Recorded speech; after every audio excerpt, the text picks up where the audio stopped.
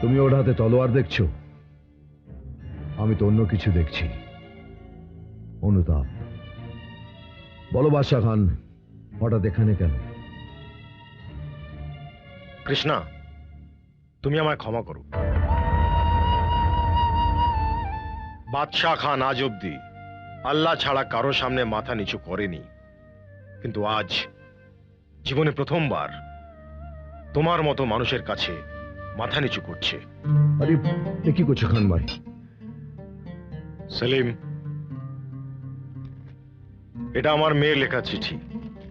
শোনো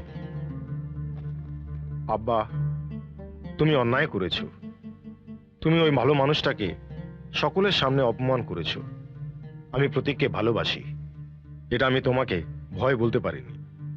সেই জন্য ওই ভালো মানুষটার অপমান হয়েছে। আমি মরে যাওয়ার পর তুমি ওই মানুষটার কাছে ক্ষমা চেয়ে নিও।